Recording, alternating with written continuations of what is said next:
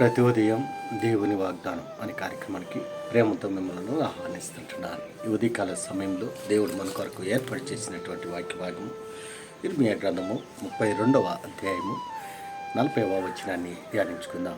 ఇర్మియా గ్రంథము 32వ అధ్యాయము 40వ వచనాన్ని ధ్యానించుకుందాం.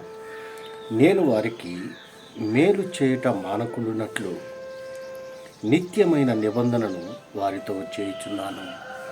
క్రీస్తునందు ప్రియమైన దేవుని బిడ్డలారా, ఈ ఉదయకాల సమయంలో పరిశుద్ధాత్మ దేవుడు మనకిస్తున్నటువంటి వాగ్దానము, నేను వారికి మేలు చేయట మానకుండునట్లు నిత్యమైన నిబంధనను వారితో చేయుచున్నాను.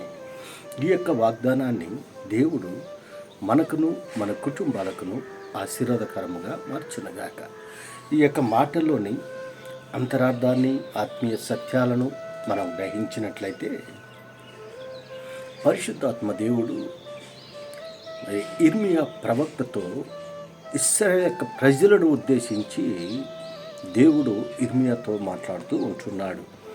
దేవుడు అలనాడు పితరులతో చేసినటువంటి వాగ్దానాన్ని బట్టి, నిబంధనను బట్టి తన ప్రజల పట్ల నిత్యము నెరవేర్చుకుంటూ వస్తూ ఉంటున్నాడు.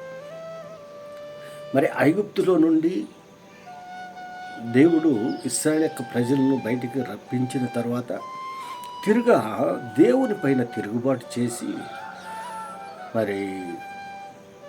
దేవునికి అవిధేయులైనట్లుగా మనం చూస్తూ ఉంటున్నాం. అటువంటి సందర్భంలో దేవుడు తిరిగా బబులోని చెరకు దేవుడు వారిని అప్పచెప్పాడు.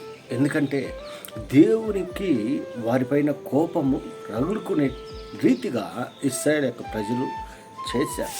అందును బట్టి వారు బబులోని చెరలో ఉంటున్నారు. అయినా కూడా వారి పట్ల కరుణ చూపుతూ ఉంటున్నాడు. ఎందుకనగా ఆయన కరుణ కలిగినటువంటి దేవుడు, ఆయన కరుణామయుడుగా ఉంటున్నాడు.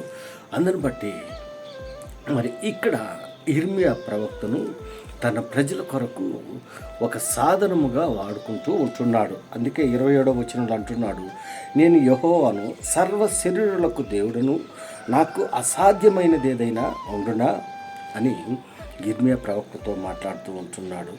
17వ వచనంలో మనం గమనించినట్లయితే, యెహోవా ప్రభువా, సైన్యములకు అధిపతియగు యెహోవా అను పేరు వహించువాడా, శూరుడా, మహాదేవ, నీ అధిక బలం చేత చాచిన బాహు చేతను భూమి ఆకాశములను సృజించితివి, నీకు అసాధ్యమైనది ఏది లేదు అని దేవుణ్ణి కొనియాడుతూ ఉంటున్నాడు. 36వ వచనంలో మనం గమనించిన, కావున ఇశ్రాయేలు దేవుడు యెహోవా ఈ పట్టణమును గురించి ఈ మాట సెలవిచ్చుచున్నాడు, అది ఖడ్గము చేతును, క్షామము చేతును, తెగులు చేతును పీడింపబడినదై బబులోను రాజు చేతికి అప్పగింపబడినని మీరు ఈ పట్టణమును గురించి చెప్తున్నారు కదా. ఇదిగో, నాకు కలిగిన కోపోద్రేకం చేతను, మహారౌద్రము చేతను నేను వారిని వెళ్ళగొట్టిన దేశములన్నిటి నుండి వారిని సమకూర్చి ఈ స్థలమునకు తిరిగి రప్పించే వారిని నిర్భయముగా నివసింపజేసేదను. దేవుని యొక్క ప్రణాళికలు, దేవుని యొక్క వాగ్దానాలు ఏ రీతిగా ఉంటున్నాయంటే, దేవుడు అనేక రీతిలుగా వారిని ఆశీర్వదించాడు, అనేక రీతిలుగా హెచ్చించాడు. అయితే ఇశ్రాయేలు యొక్క ప్రజలు లోబడనటువంటి ప్రజలుగా ఉంటున్నారు.